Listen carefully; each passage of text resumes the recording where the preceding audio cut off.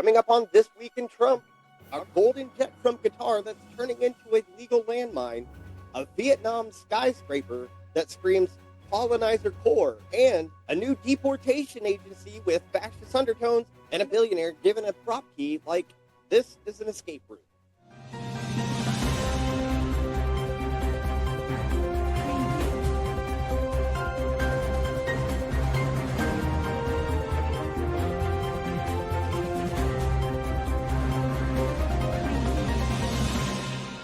Welcome to This Week in Trump, where every headline is dumber than the last. This week, we've got refugee roundups, luxury jets, magical golden domes, and more government scandals than a House of Cards fanfic written by a Florida man on bath salts. So, buckle up, because it's going to be a bumpy descent into parody. This week, Trump announced the creation of the Office of Remigration. Remigration? Re-immigration? I don't know. Who cares? Because it's messed up. Which, if you're wondering, sounds like the bureaucratic version of a ghost trying to gaslight you. The stated goal? Encouraging voluntary returns of immigrants. Basically, giving people a choice to leave right after we make their lives a living hell.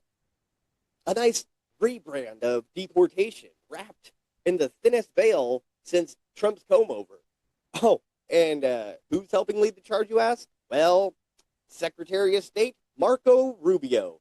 Yes, that Marco Rubio who once said Trump couldn't be trusted with nuclear codes.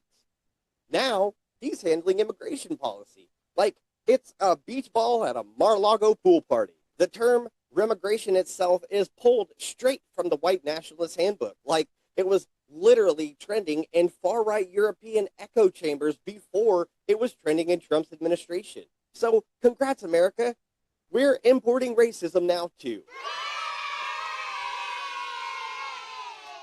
Next up, we have the Trump Force One Chronicles, the Legal Turbulence Edition. Ah, yes. The gilded gift that keeps on giving. The $400 million Boeing 787-8 that Qatar donated to the U.S. to serve as Trump's temporary Air Force One. Now, it's being investigated as a potential legal liability. Because what says America first like flying around in a foreign-funded jet wrapped in gold like a Ferrero Rocher?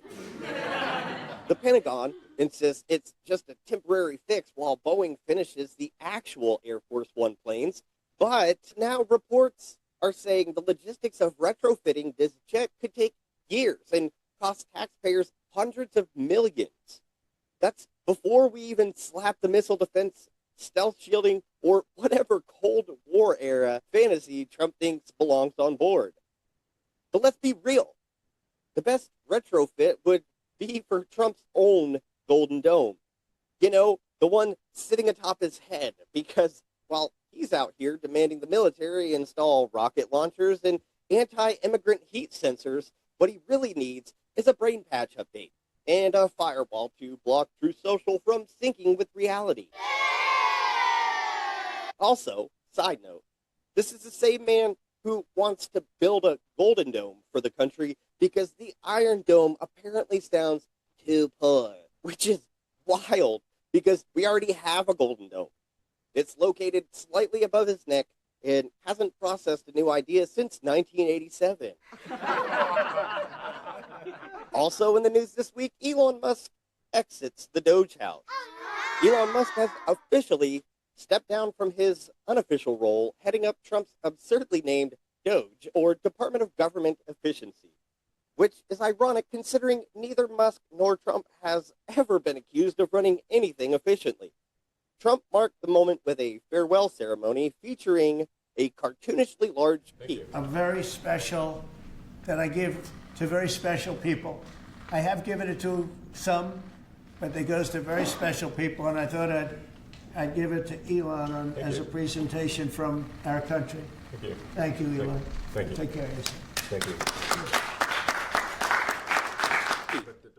We're talking unlocking the gates of Mordor energy.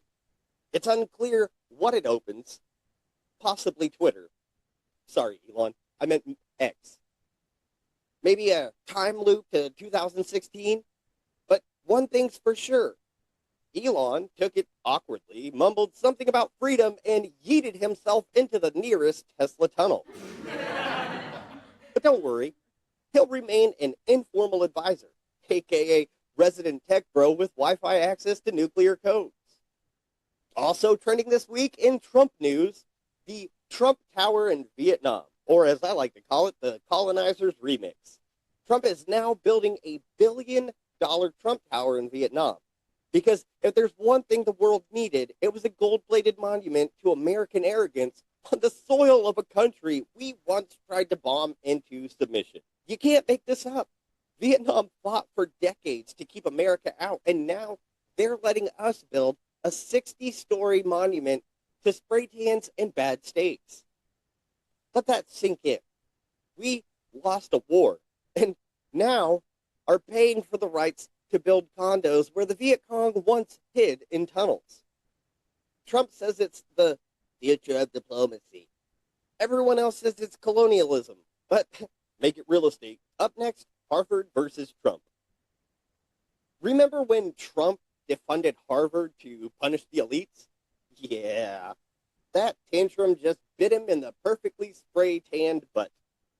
Harvard is suing, saying the move was unconstitutional and based solely on personal vendettas. Their evidence? Truth Social posts.